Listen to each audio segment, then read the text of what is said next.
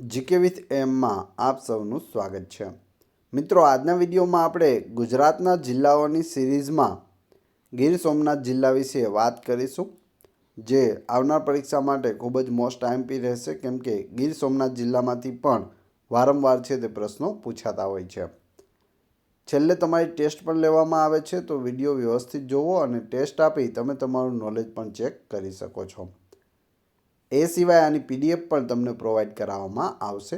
કઈ રીતે મળશે એ પણ હું આગળ જણાવી દઈશ। તો જોઈએ ખૂબ જ અગત્યનો ગીર સોમનાથ જિલ્લો। ગીર સોમનાથ જિલ્લાનું મુખ્ય મથક ખાસ યાદ રાખી લેજો, વેરાવળ છે।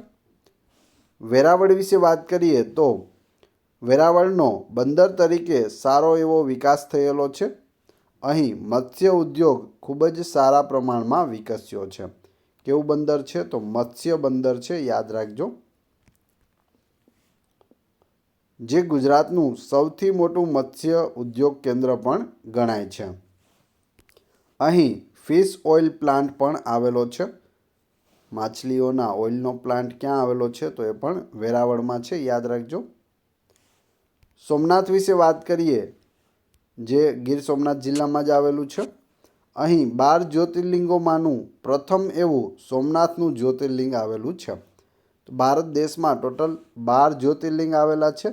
12માં સર્વપ્રથમ કયું છે? તો સોમનાથનું જ્યોતિર્લિંગ છે તે સર્વપ્રથમ છે, અને સૌથી મોટી લિંગ જે શિવલિંગ ધરાવે છે તે પણ આપણું સોમનાથ જ્યોતિર્લિંગ છે। સોમનાથ શૈવ સંપ્રદાયનું મહત્વનું સ્થાન ગણાય છે। કયો સંપ્રદાય? શૈવ સંપ્રદાય। અહીં સોમનાથ પાસે હિરણ, કપિલા અને સરસ્વતી નદીનો સંગમ પણ થાય છે। સોમનાથમાં ત્રિવેણી સંગમ પણ આવેલો છે, જેમાં 3 નદીઓ છે, હિરણ, કપિલા અને સરસ્વતી।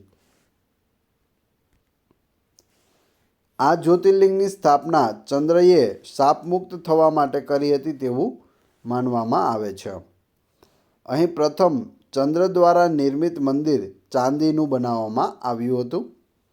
ત્યાર પછી શ્રી કૃષ્ણ દ્વારા નિર્મિત મંદિર છે તે સુખડ એટલે કે લાકડાનું હતું, અને ત્યારબાદ ભીમદેવ પહેલાએ અને કુમારપાળ સોલંકી દ્વારા નિર્મિત મંદિર છે તે પથ્થરોનું બનાવવામાં આવ્યું હતું। અહમદપુર માંડવી વિશે વાત કરીએ, જે ગીર સોમનાથ જિલ્લામાં આવેલું છે। ત્યાં સુંદર દરિયા કિનારો ધરાવતું નૈસર્ગિક પર્યટન સ્થળ છે અહમદપુર માંડવી। વોટર સ્પોર્ટ્સ માટે પણ તે જાણીતું છે। ગીર સોમનાથ જિલ્લામાં સાસણગીર આવેલું છે।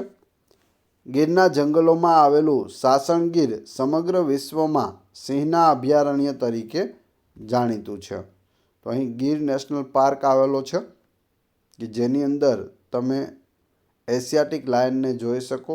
એશિયાટિક લાયનને લાઈવ તેના પ્રાકૃતિક વાતાવરણમાં કે જગ્યામાં જો તમે જોઈ શકો, તો તે આખા વિશ્વમાં એક જ સ્થાન છે, જે સાસણગીર એટલે કે ગીર નેશનલ પાર્ક છે, જ્યાં તમે એશિયાટિક લાયનને જોઈ શકો છો।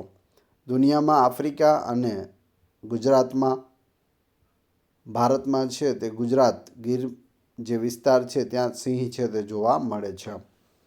ગીર નેશનલ પાર્ક તેમજ ગીર અભયારણ્ય છે તે પણ સાસણગીરમાં આવેલ છે। ત્યારબાદ વાત કરીએ તુલસી શ્યામની, તો અહીં ગંધકયુક્ત ગરમ પાણીના 7 કુંડ આવેલા છે। ગરમ પાણીના ઝરા ક્યાં આવેલા છે? તુલસી શ્યામ ખાતે આવેલા છે। કયો જિલ્લો? ગીર સોમનાથ જિલ્લો। આ કુંડ મહાભારત કાળમાં તત્પોદક કુંડ તરીકે ઓળખાતા હતા। તો ખૂબ જ જૂના કુંડ છે, ત્યારે તેને તત્પોદક કુંડ કહેવાતા હતા। ત્યારબાદ વાત કરીએ બાણેજ વિશે, તો કુદરતી સૌંદર્યથી ભરપૂર તીર્થસ્થળ છે, જે ગીરમાં આવેલું છે, બાણેજ। ગીર સોમનાથ જિલ્લાના પ્રમુખ તથ્યો જોઈએ તો ગીર સોમનાથ જિલ્લાની રચના જૂનાગઢ જિલ્લામાંથી કરવામાં આવી છે। જૂનાગઢ જિલ્લામાંથી 2 જિલ્લા બન્યા, ગીર સોમનાથ અને બીજો પોરબંદર। વિશ્વનું એકમાત્ર એશિયાટિક લાયન માટેનું નિવાસસ્થાન ગીર સોમનાથ જિલ્લામાં આવેલું છે, ગીર નેશનલ પાર્ક। ગીર સોમનાથ જિલ્લાનું તાલાળા કેસર કેરી માટે પ્રખ્યાત છે।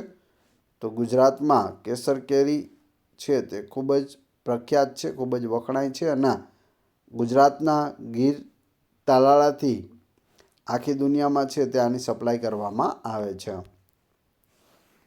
સમગ્ર ગુજરાતમાં કેસર કેરીના ઉત્પાદનમાં ગીર સોમનાથ જિલ્લો છે તે પ્રથમ નંબરે છે. ભાલકા તીર્થ કપિલા, હિરણ, સરસ્વતીના સંગમ સ્થળે આવેલું છે. ભાલકા તીર્થમાં છે તે કૃષ્ણ ભગવાનનું છે તે મૃત્યુ થયું હતું. શ્રી કૃષ્ણએ ભાલકા તીર્થમાં દેહ ત્યાગ કર્યો હતો. તો હાલ ત્યાં તેનું મંદિર પણ છે મોટું. મિત્રો, હવે તમારી ટેસ્ટ, જે આપણે વિડીયો જોયો તેમાંથી તમને અહીં પ્રશ્નો પૂછવામાં આવે છે, જેના જવાબ તમારા કોમેન્ટ બોક્સમાં આપવાના છે, જેથી તમને ખ્યાલ આવે તમને કેટલું યાદ છે. પ્રથમ, ગીર સોમનાથ જિલ્લાનું મુખ્ય મથક કયું છે? બીજો પ્રશ્ન, 12 જ્યોતિર્લિંગોમાંનું પ્રથમ જ્યોતિર્લિંગ કયું છે?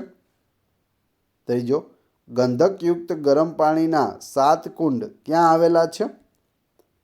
અને ચોથો, ગીર સોમનાથ જિલ્લાની રચના કયા જિલ્લામાંથી કરાય છે? 4-4ના ક્રમશઃ કમેન્ટ બોક્સમાં જવાબ આપી દેજો.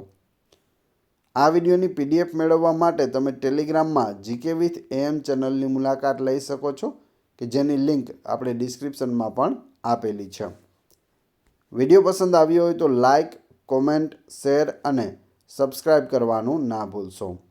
આ ચેનલ ઉપર ઘણા બધા વિડીયો અવેલેબલ છે. તમે ચેનલના નામ પર ક્લિક કરી વિડીયોમાં જઈ બધા જ વિડીયો જોઈ શકો છો. Thanks for watching my video.